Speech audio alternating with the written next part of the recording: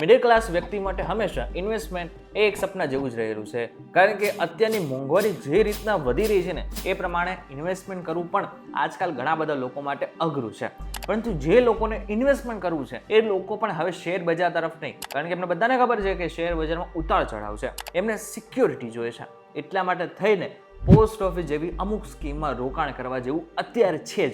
તમને જણાવી દઉં કે રોજનું 200 રૂપિયાનું રોકાણ કરીને તમે 10 લાખ રૂપિયા મેળવી શકો છો.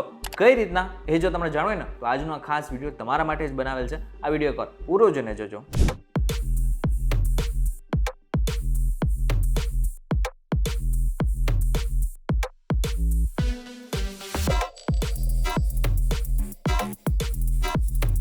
નમસ્કાર અને વેલકમ બેક ફોક્સ વીટીવી ડિજિટલ ઉપર તમે જોઈ રહ્યા છો ડેલી ડોઝ અને હું છું આપનો દોસ્ત કરણ ચરોતરા.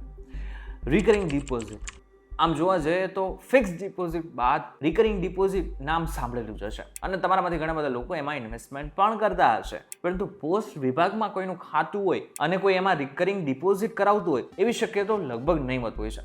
પરંતુ રિકરિંગ ડિપોઝિટમાં જો તમે પોસ્ટ ઓફિસમાં ખાસ કરીને ખાતું ખોલાવો છો તો આગળના સમયમાં તમને ઘણો મોટો ફાયદો થઈ શકે છે. આની અંદર તમારે દર મહિને એક નિશ્ચિત રકમ જમા કરાવવાની હોય છે. આ સ્કીમની મૂળ મુદત 5 વર્ષ એટલે કે 60 મહિનાની હોય છે. ભારત સરકાર આના ઉપર ત્રિમાસિક ધોરણે વ્યાજ દર નક્કી કરે છે. અત્યારની જો વાત કરવામાં આવે તો અત્યારે વાર્ષિક વ્યાજ દર 6.7% છે અને એ પણ ચક્રવૃદ્ધિ વ્યાજ છે. આ કોણ ખોલાવી શકે છે? આ ખાતું કોઈ પણ ખોલાવી શકે છે, ઇવન સંયુક્ત રીતે પણ ખોલાવી શકે છે.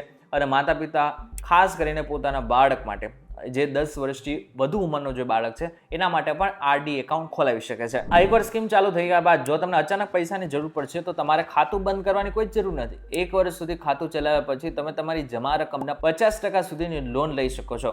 લોન પરનું વ્યાજ આરડીના વ્યાજ કરતાં માત્ર 2% વધુ હોય છે. હવે બની શકે કે 5 વર્ષ સુધી તમારે આ ખાતું ચાલુ નથી રાખવું તો તમે શું કરવાના છો?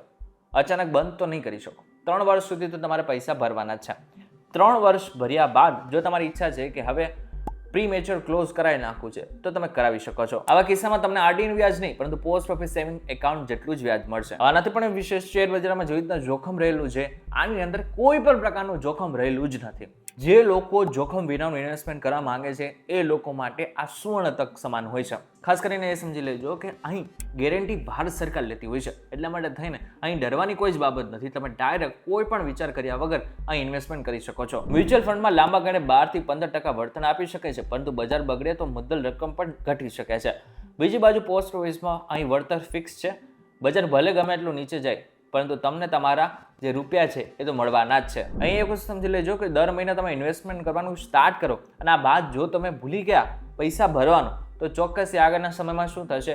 દર 100 રૂપિયા તમારે 1 રૂપિયો પેનલ્ટી તરીકે ચૂકવવો પડશે. પોસ્ટ ઓફિસ આરડી પર મળતું વ્યાજ કરપાત્ર છે એટલે કે ટેક્સેબલ છે. જો વ્યાજની રકમ મર્યાદા કરતાં વધે તો ટીડીએસ કપાઈ શકે છે. જો તમારી આવક ટેક્સ મર્યાદામાં ન આવતી હોય તો તમે ફોર્મ 15G 50H ભરીને ટેક્સ બચાવી શકો છો. હવે આની અંદર સારામાં સારી વાત શું છે ખબર છે? આની અંદર ચક્રવૃદ્ધિ વ્યાજનો લાભ મળે છે. એટલે કે 1 વર્ષ પૂરું થયા બાદ જેટલું તમને મુદ્દલ તમારી જમા થઈ હોય આની સાથે જેટલું તમને વ્યાજ મળ્યું હોય બીજા વર્ષે એ બંને ઉપર તમને બીજું વ્યાજ મળતું હોય છે. એટલા માટે થઈને આને ખૂબ સારી સ્કીમ માનવામાં આવતી હોય છે. પરંતુ આ સ્કીમ ચોક્કસપણે એવા લોકો માટે છે કે જે લોકોને જોખમ લેવું નથી, જે લોકોને સિક્યુરિટી જોઈએ છે એ બધા જ લોકો માટે આ એક ખૂબ જ સારી સ્કીમ માનવામાં આવે છે. હવે એકાઉન્ટ ખોલાવવું હોય તો તમારે શું કરવાનું છે? કંઈ જ નથી કરવાનું. તમારું આધાર કાર્ડ લઈને તમે પોસ્ટ ઓફિસની વિભાગ છે તમારા આસપાસ જ્યાં પણ પોસ્ટ ઓફિસ હોય ત્યાં જઈને તમે આ ખાતું ખોલાવી શકો છો. હવે એક ઉદાહરણ સાથે પણ સમજી લઈએ કે જો તમે આમાં રોકાણ કરો છો તો તમને કેટલો ફાયદો થાય છે અને કેવી રીતના તમારા પૈસા વધે છે. માની લો કે તમે રોજના 200 રૂપિયા બચાવો છો તો માસિક રોકાણ તમારું 6000 થઈ જશે અને 5 વર્ષ બાદ તમારી જે જમા રકમ હશે એ 3,60,000 રૂપિયા હશે અને આ ઉપર જે મળવાપાત્ર વ્યાજ હશે એ 68,197 રૂપિયા હશે અને કુલ રકમ 5 વર્ષ પછી 4,28,197 રૂપિયા થઈ જશે. પોસ્ટ ઓફિસ તમને તમારી આરડીને વધુ 5 વર્ષ માટે લંબાવવાની સુવિધા આપે છે. જો તમે આ રકમને ઉપાડવાને બદલે બીજા 5 વર્ષ માટે રોકાણ ચાલુ રાખો છો તો કુલ 10 વર્ષનું રોકાણ 7,20,000 રૂપિયા થઈ જશે. કુલ મળવાપાત્ર વ્યાજ 3,05,131 રૂપિયા થઈ જશે. 10 વર્ષ પછી કુલ ફંડ 10,25,131 રૂપિયા થઈ જશે. એટલે હવે તમારે જો આની અંદર રોકાણ કરવું હોય તો ચોક્કસથી તમે કરી શકો છો. પરંતુ આ બાબતને લઈને તમારું શું કહેવું છે અમને જરા કોમેન્ટ કરીને ચોક્કસથી કહેજો. આ સ્કીમ સિવાય તમારા ધ્યાનમાં એવી કોઈ ભારત સરકારની સ્કીમ હોય કે જેની અંદર રોકાણ કરવાથી આના કરતાં પણ વધારે રૂપિયા મેળવી શકાય છે? તમને જરા કોમેન્ટ કરીને ચોક્કસથી કહેજો. વિડીયો થકી જો તમને કોઈ ઇન્ફોર્મેશન પડે તો વિડીયોને લાઈક અને શેર જરૂરથી કરજો. તથા આ જ ઇન્ફોર્મેટિવ વિડીયોઝ માટે વીટીવી ડિજિટલ સાથે જોડેલા રહેજો.